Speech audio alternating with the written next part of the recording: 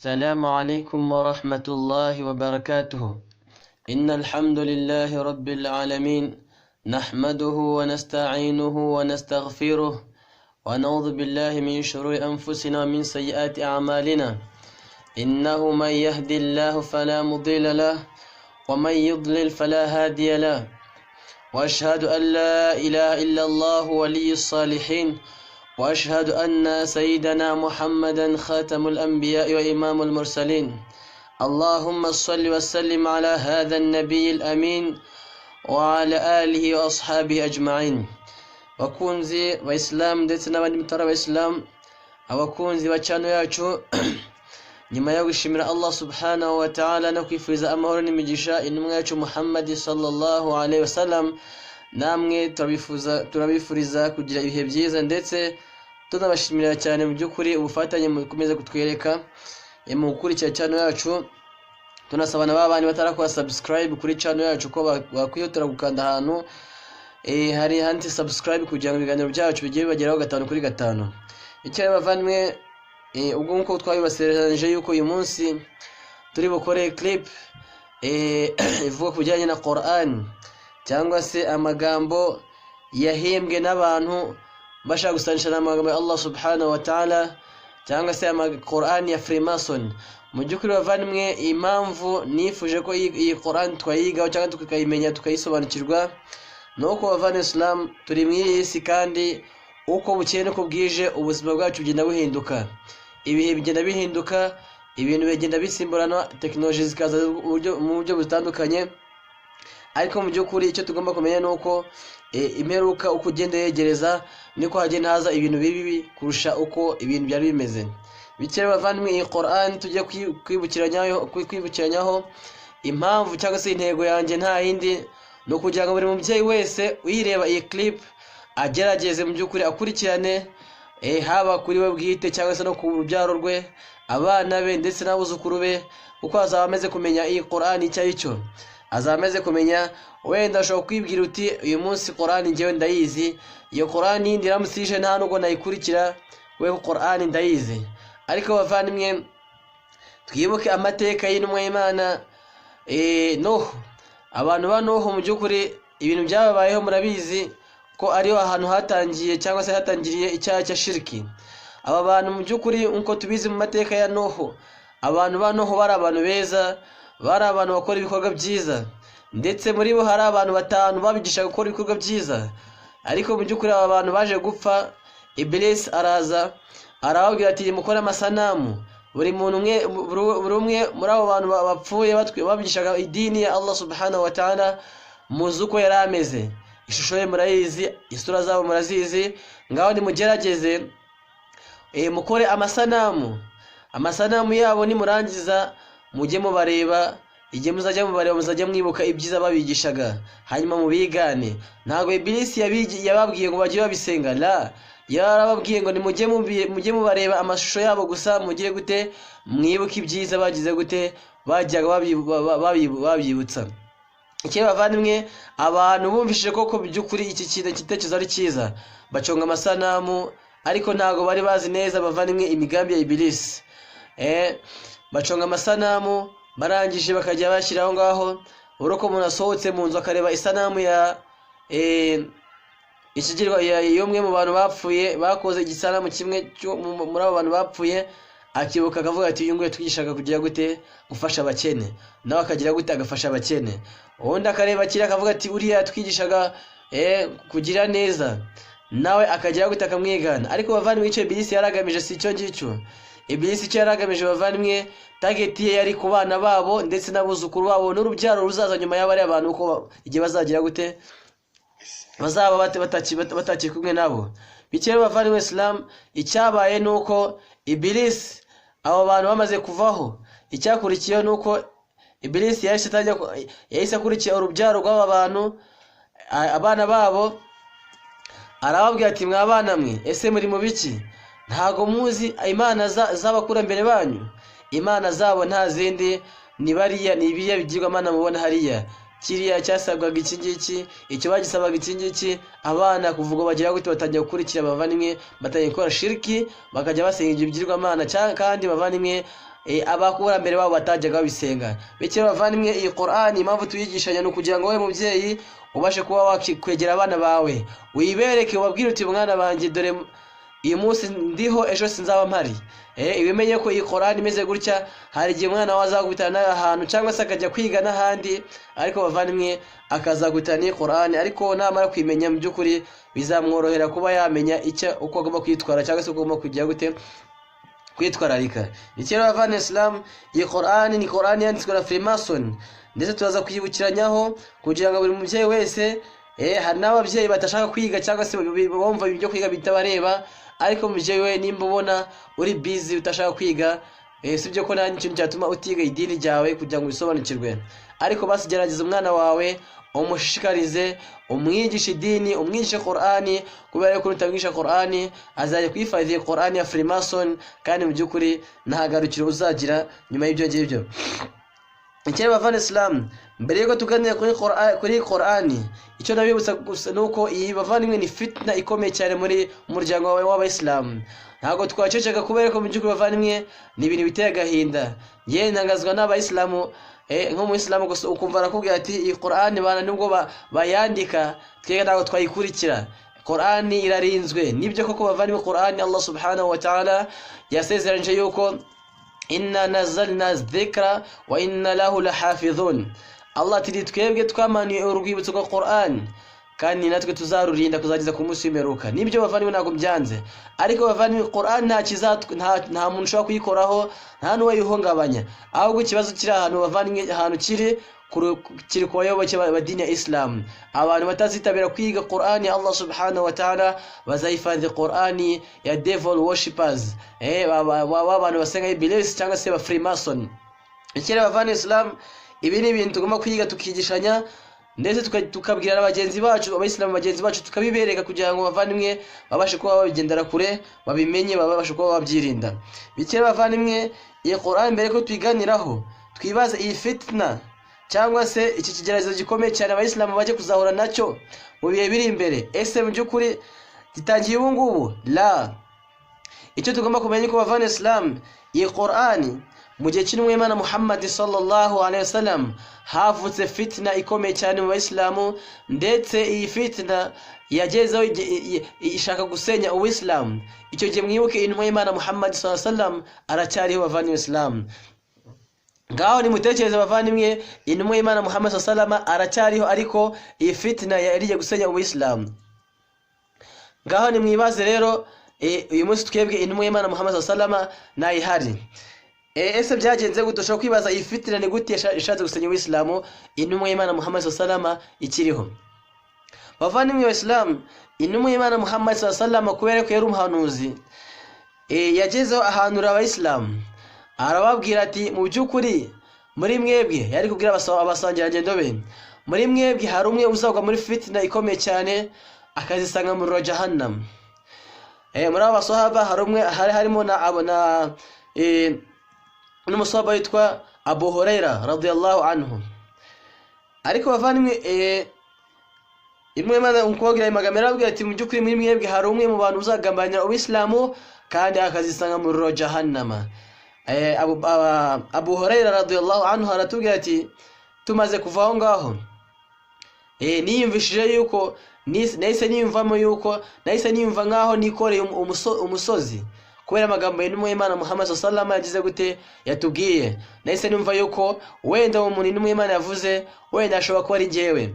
Ariko bavana Islam, intumwa y'Imana Muhammad sallallahu alaihi wasallam impamvu yavuze aya magambo nuko muri icyo gihe hari umugabo witwaga Musailima. Uyu Musailama yitaga intumwa y'Imana, ndetse akita intumwa y'Imana Muhammad sallallahu alaihi wasallam intumwa y'Imana Muhammad sallallahu alaihi wasallam ikiriho akiri muzima. Ariko uyu mugabo yaturukaga mu mujyi witwa Najidi. Uyu mugabo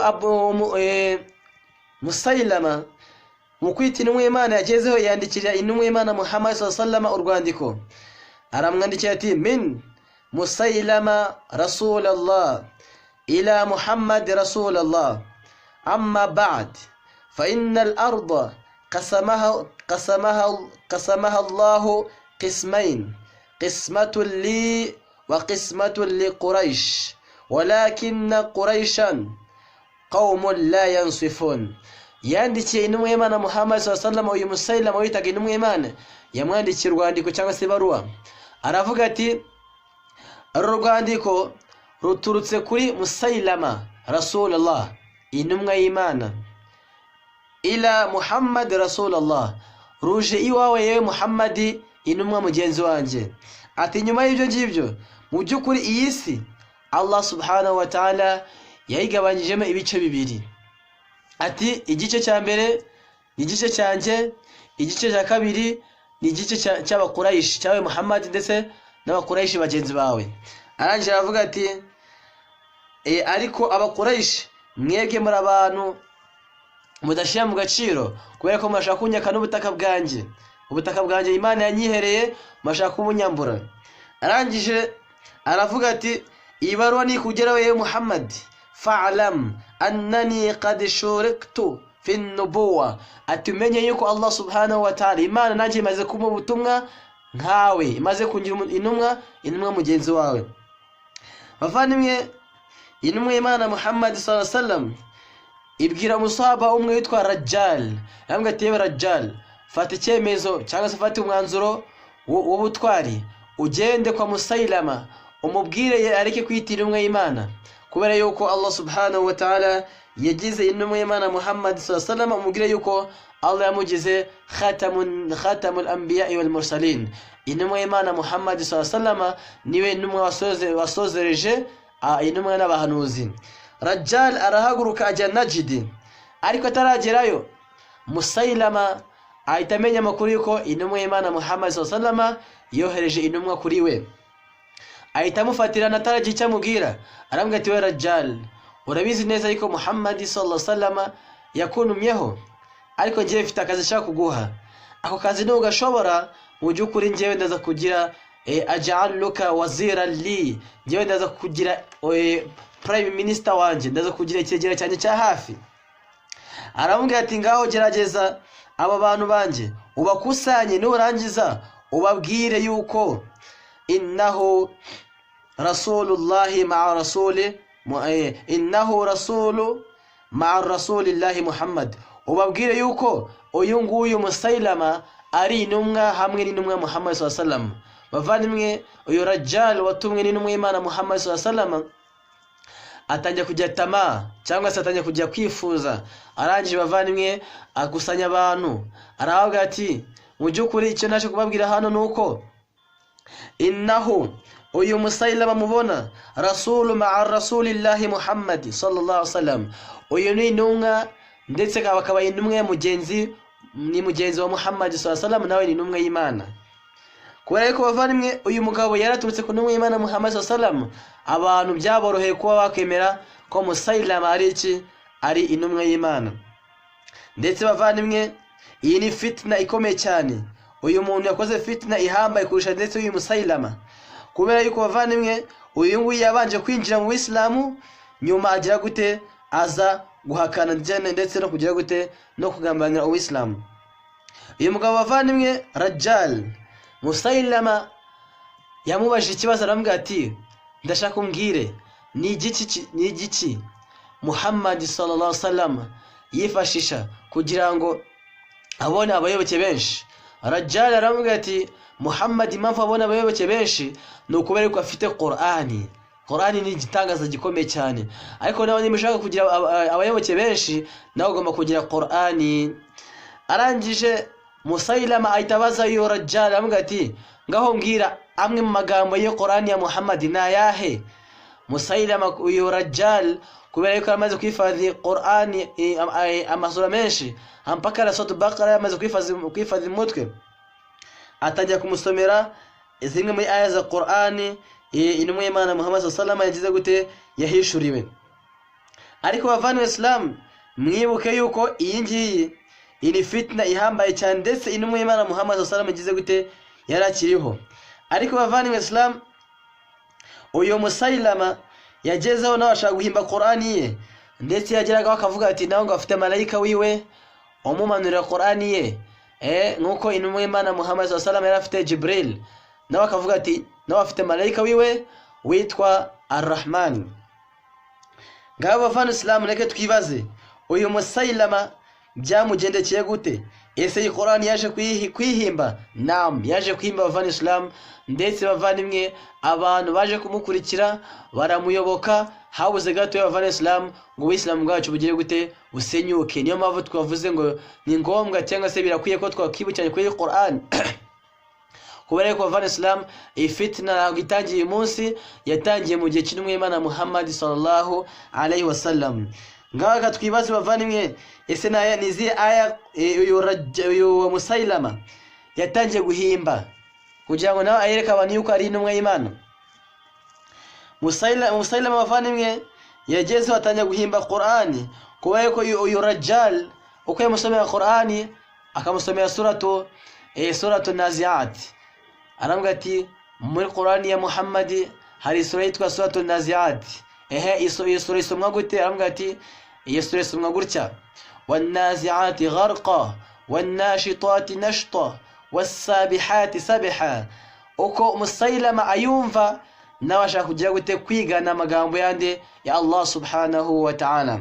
Ngaho ni mwumve bavandimwe, ntabwo bikwiye ko dusoma Qur'ani ya Musailama, ariko ni ngombwa bavandimwe kugira ngo mwumve ko hari fitna ihambaye cyane yashatse gusenya Uislamu, yashatse gusenya idini ryacu y'Uislamu. Natwe bavandimwe tuwe maso tukanguke, kubera yuko aba bavandimwe Freemason na abandi basigaje kuyobya kugira ngo barangize isi n'abayisilamu gusa. Uko abakristo baba barabarangije, Bible yo barayangije, byararangiye, igisigaye bavandimwe no guhangana n'amagambo ya Allah subhanahu wa ta'ala.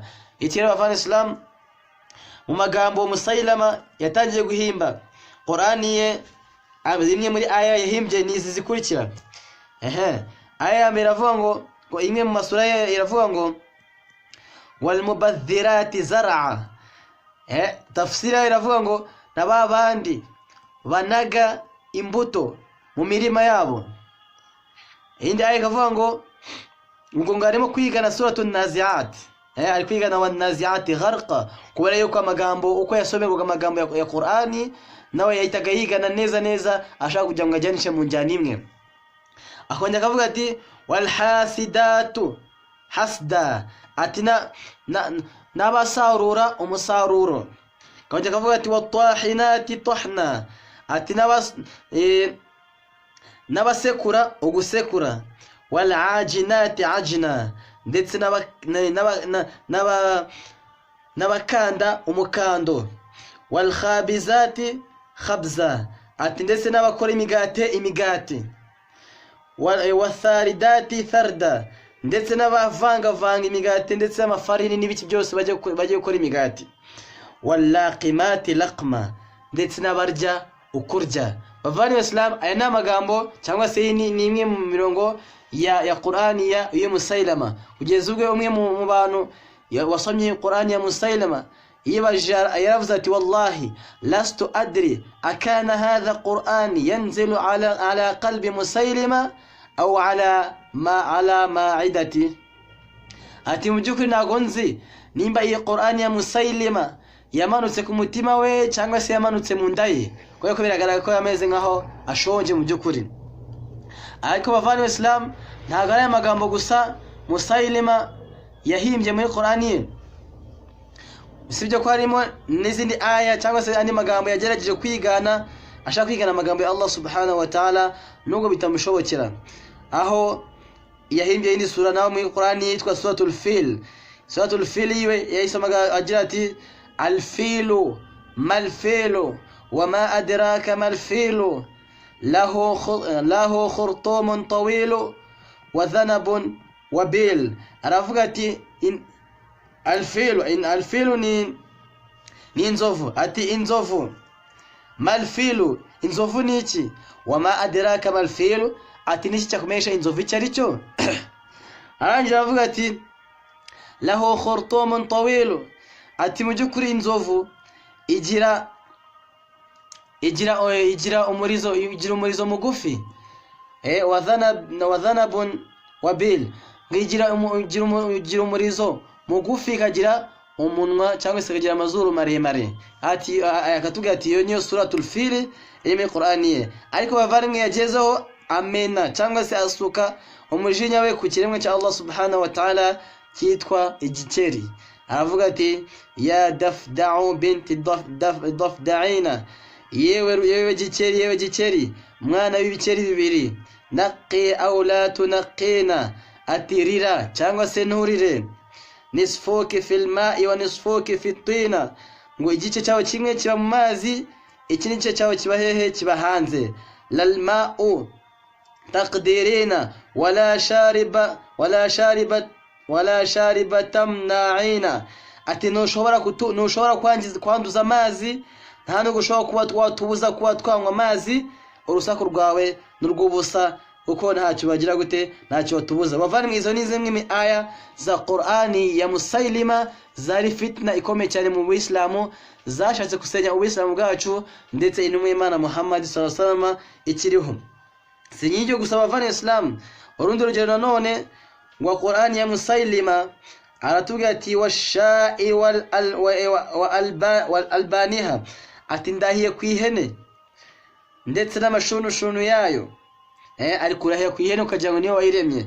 Akavuga ati washatu sauda wal labanul abyad, ati ndahiye ku ihene y'umukara ndetse n'amashunushunu yayo y'umweru. Innahu la'ajabun maghad, ati mu byukuri iki ni igitangaza gihambaye cyane kuba ihene y'umukara izana amashunushuni asa gute, asa umweru. Bavandimwe, aya ni amagambo ya Musailamatul kadhab, umwe mu bantu bashatse gusenya Ubuislamu ndetse bazanye fitna ikomeye cyane mu gihe cy'intumwa y'Imana Muhammad sallallahu alaihi wasallam. Ndetse bavandimwe Islam, uyu Musailama uko yisomeraga abantu bava, murabizi yuko nta business ibura abaguzi.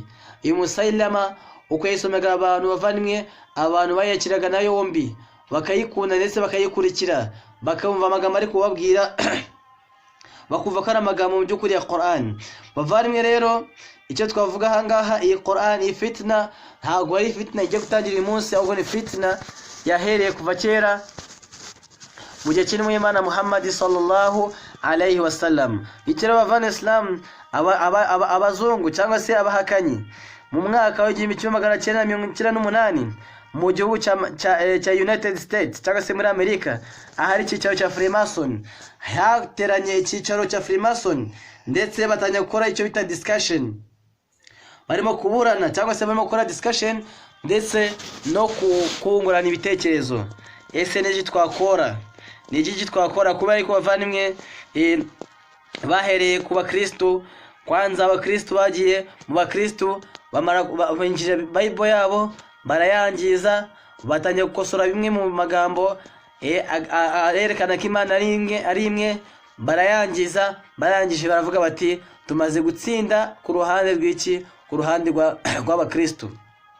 Hanyuma turashaka noneho bavandimwe, igihe cyo 1998 habaye icyicaro muri United States of America. Abavandimwe hano nta kiri cyabaye, barimo bakora discussion how they will distract the Muslim community. Ni gute bazangiza umma wa Kiislamu, ni gute bazangiza abayisilamu. Ndetse bavandimwe, kugira ngo Ubuislamu ubwangize ugomba kubanza kwangiza Qur'ani. Qur'ani ni cyo gitabo cya Allah subhanahu wa ta'ala, udashobora kugira gute kuba wakwangiza Ubuislamu utabanje kwangiza Ubuislamu, utabanje kwangiza iyi Qur'ani Allah subhanahu wa ta'ala.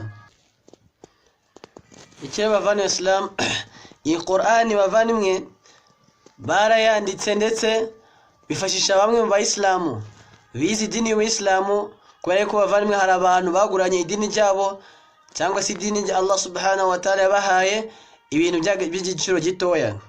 Ndetse bavandimwe, Qur'ani Allah subhanahu wa ta'ala ni amagambo Allah subhanahu wa ta'ala yahishuriye intumwa yacu Muhammad sallallahu alaihi wasallam. Ndetse iyi Qur'ani binyuze kuri malaika Jibril. Iyi Qur'ani bavandimwe nko tubizi ikaba ari igitabo gifite amajuzu 30, ikagira amasura 118 ndetse ikagira aya 6200 ndetse 336. Ariko noneho bavandimwe, iyi Qur'ani ya Freemason sikusuka nko imeze, ahubwo iyo itandukanye n'igitabo cya Allah subhanahu wa ta'ala. Ariko bavandimwe, barahiye ku izina rya Allah yuko umuntu azashishikazwa no kwiga idini ry'Ubuislamu azayifadhi Qur'ani ashobora no guhura nayo mu nzira namenye kariyo kubera ko bavandimwe iyo irebye ndetse n'imisomere yayo uburyo bayisoma bavandimwe neza bagira ngo ni Qur'ani Allah subhanahu wa ta'ala kubera yuko bagerageje kwigana kuko abayanditse bavandimwe n'Abarabu n'abantu bizi dini y'Islamu n'abantu bafite ubumenyi mu dini y'Islamu ariko bavandimwe kubera yuko baguranye ubuzima bwabo akhira bagurana ibintu by'igiciro gitoya kuri isi bavandimwe iyi Qur'an ndetse iyo uramutse uyisomeye bavandimwe ushobora kugira ngo n'amagambo ya Allah subhanahu wa ta'ala kandi mu byukuri ari Qur'an imwe muri Qur'an za fake bavandimwe Islam reka uyu munsi dusoreza ngaha ariko bavandimwe noneho iyi igice cya mbere kugira ngo video yacu tutagira ndende cyane video ya kabiri bavandimwe inshallah ntabwo izarenze iki cyumweru kimwe tujye kujyamo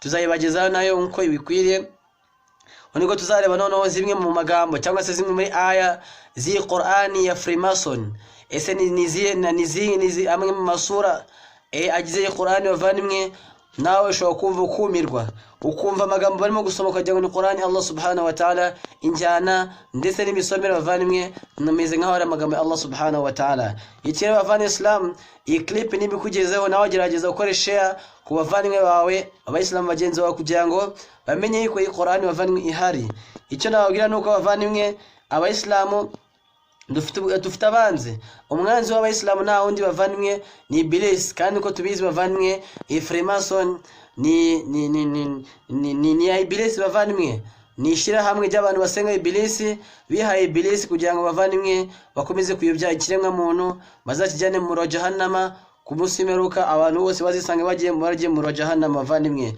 bikire bavandimwe twebwe tugifite igitabo cyacu cy'umwimerere natwe bavandimwe tugomba kugerageza tukagihagararaho amahirwe dufite namwe gusa opportunity dufite abayisilamu namwe gusa no kurinda igitabo cya Allah subhanahu wa ta'ala abana bacu bayifadhi Qur'ani umubyeyi mwana wawe najya kwiga umenye mwana wanjye yiga ibiki bayako ngo tuzakwira muri part 2 bavandimwe tuzareba noneho umuntu uzemera kwigisha Qur'ani azajya ahembwa gute ni Freemason bavandimwe ntago ari ibyacu ababyeyi bajya kwigisha abana babo ku musigiti bakavuga bati uriya musigiti ngo bishyuza amafaranga menshi ariko bavandimwe icyo nababwira nuko umuntu uzemera kwigisha Qur'ani ya Freemason gusinya contract gusa kugira ngo yigishe bavandimwe uwo mwarimu cyangwa se umustazi uzemera kwigisha Qur'ani azahembwa 25 by'amadolari kusinya contract gusa bavandimwe ndetse buri kwezi bajya bamugenera 3 by'amadolari bavandimwe urumva ni icyago gikomeye cyane buri mubyeyi wese agerageza azirikane iyi clip gatuyisoza hanga bavandimwe ariko tumenye yuko iyi clip igiye kuza noneho iyi introduction gusa ariko clip iri imbere bavandimwe tuzareba noneho ni bande banzizi Qur'ani hari Qur'ani yanditswe mwaka wa 2001 ndetse bavandimwe hari niyanditswe 2018 ari nayo bavandimwe Qur'ani mbi cyane kubaye ko nuyireba bavandimwe uzasanga harimo mpaka bashizeho n'amafoto wayanditse yashizemo n'amafoto akavuga ati iyi nguyu ngo ni Muhammad la'natullahi alayhi ati iyi nguyu ni Muhammad uri muri Qur'ani ashiramo amafoto ya Ibrahim na Ismail bavandimwe ariko uyu mugabo wakoze ibingibi umuvuma Allah subhanahu wa ta'ala umubehe kubera ko umuhakanyi ukomeye cyane ndetse n'umugambanyi w'Ubuislamu ariko bavandimwe kadusoreza ngaha icyo nabashishikarije abayisilamu bagerageze abana bacu tubigishe Qur'ani abana bifadha amagambo ya Allah subhanahu wa ta'ala uko nibwo buryo bwonyine bwo kurinda iyi Qur'ani Allah subhanahu wa ta'ala nutegisha umwana wawe ejo nejo nuramukupfuye ukazagenda umwana wawe umenye ko nawe azasigarana abana nabuzuku n'ubuvivure bavandimwe ugerageze rero umusigire umurage mwiza umwigisha Qur'ani nawe ubwawe witabiriye amashuri amasomo ya Qur'ani kugira ngo tubashe kurinda igitabo cya Allah subhanahu wa ta'ala reka nsoreza ngaho bavandimwe Islam basezeranye yuko clip ya kabiri bavandimwe iri mu nzira ntago izatinda kuza kugira ngo turebe amwe mu magambo ya Qur'ani ya Freemason ndetse bavandimwe nimureba muzasanga neza ijya gusa ni Qur'ani ya Musailama bityo rero bavandimwe iki ni ikintu tugomba kwamaganira kure bavandimwe abana bacu tubigisha idini y'Ubuislamu abana bacu biga Qur'ani bayisobanukirwe kubera yuko nitutayibigisha bavandimwe hari ibyago bidutegereje ejo ku munsi w'imperuka wa billahi tawfiq assalamu alaikum wa rahmatullahi wa barakatuh